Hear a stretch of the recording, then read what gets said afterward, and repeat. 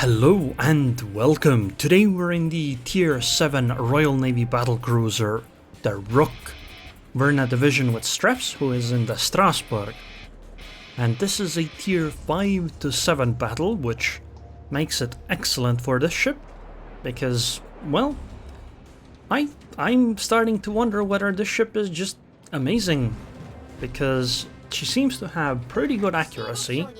She's also quite fast, 33.5 knots without the speed boost even being used.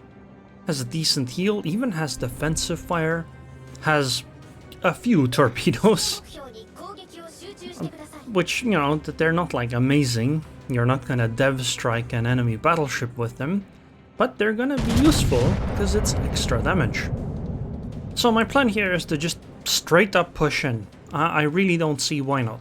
I'm not very afraid of a Farragut, and the other ships they have over there are New Mexico, a Scharnhorst, and a cruiser, which I don't really care about. I mean, it's a cruiser, what's it gonna do to me?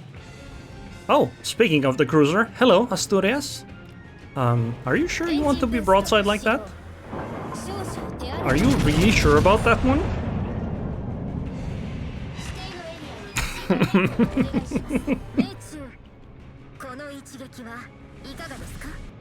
I have a feeling that that might not have been the best course of action. Anyway, we'll just keep pushing. There's a Farragut hiding behind the island, but I think we'll be alright. As long as I don't eat all of the torpedoes from them. Oh, a broadside on New Mexico. Nice. By the way, the commander voiceover is Azerlane's Belfast. Ooh, that was 16,000 damage.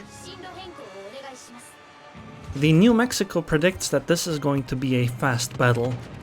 I would have to agree, especially when enemy ship seems to be showing this much broadside.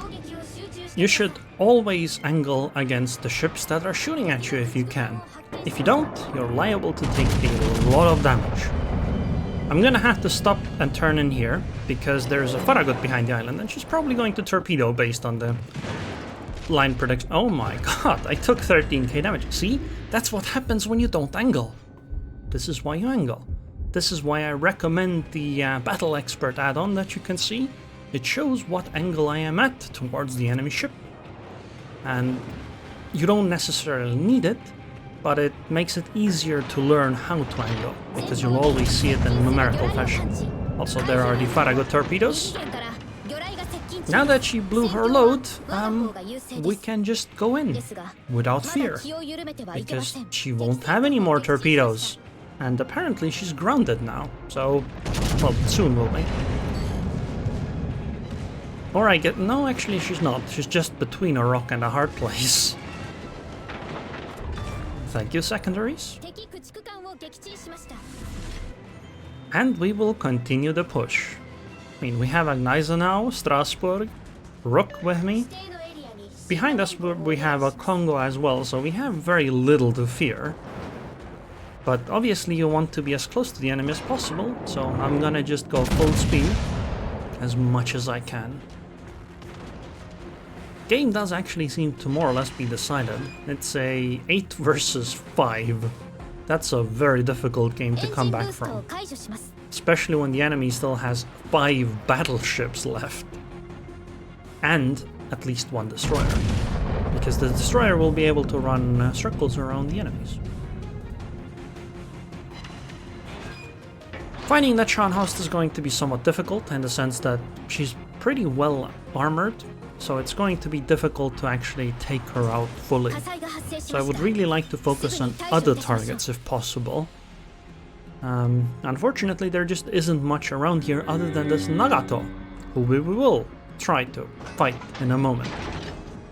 This is gonna be a little scary. I'd like to use my torps, but this does mean I'm opening up my broadside for way too long. So I just hope she fires on someone else, which she is. Excellent. So we can torp now, which might actually not be necessary, but whatever. She fired on Streps actually, instead of us. I'm gonna start turning in, and the plan is to try to be at a roughly 30-degree angle again. before she fires. Well, I guess she isn't gonna fire anymore. But the reason you want to be angled at 30 degrees is because usually AP shells will ricochet beyond 60 degrees, so 30 degrees from your perspective. And so if you keep that angle, if any AP shell hits an armor plate that it cannot overmatch, it will simply bounce off. And this helps you minimize damage by a huge amount. You also don't want to be perfectly pointed towards them, because then they will hit your nose or your superstructure from the front. And when that happens, you'll still take quite a bit of damage. Very often at least. Not to mention that you can't use your rear turrets when that happens. So the fight here seems to be all about the Scharnhorst, and eventually the Congo will get in range and will fight her as well. We have plenty of HP for all of this, so I'm not worried. I'm only worried about running out of targets at this point.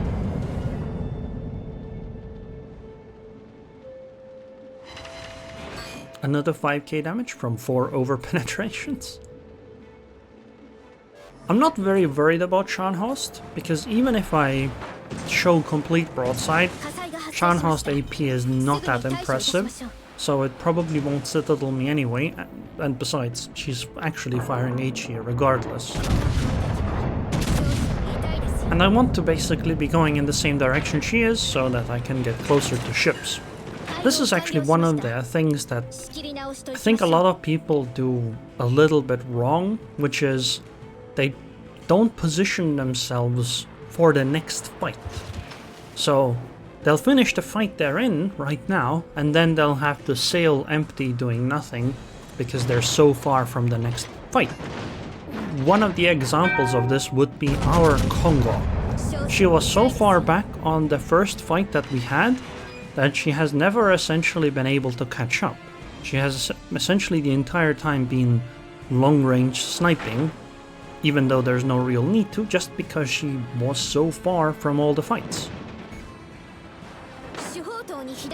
Okay, the most important thing here with Scharnhorst is to remember she has torpedoes, and those torpedoes will be scary. I am angled towards the there's an island between me and the Congo, so I don't have to worry about her. So it's all about the Scharnhorst and her torpedoes, because with her guns, she won't really do anything to me. Okay, torpedoes from that side have been launched. Her plan is probably to turn the other way to launch torps from there. Oh, torps hit the Congo, nice. Very nice. And nice enough finished her off. So I think she's gonna try to torp me, but it's gonna be too late. Yep, goodbye. And now there's the Celebes. So I'm turning my entire ship to get my front turrets on point earlier. Now I realize that this was a mistake, because my front turrets have finished turning, but they're still not reloaded, and it's the rear turret that needs help.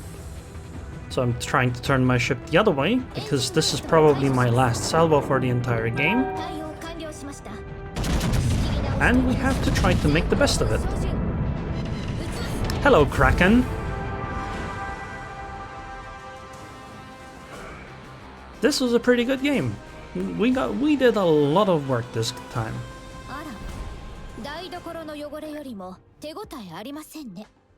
I mean, this is a tier 7 battle, 144k damage. Look at the list of medals. Jeez, that's a lot. 1875 base XP, a good 500 more than number 2. I'll take it. The Rooke seems amazing to me.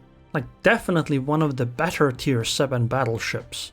Even though it's a battlecruiser, but honestly, at tier 7 it doesn't really matter, because all the battleship or all the bigger caliber battleships will be able to overmatch each other anyway. And yeah, this ship feels amazing. So anyways, I hope you guys enjoyed this video. I would like to thank the patrons and patron. Thank you very much for your continued support, and I hope I'll see you guys next time.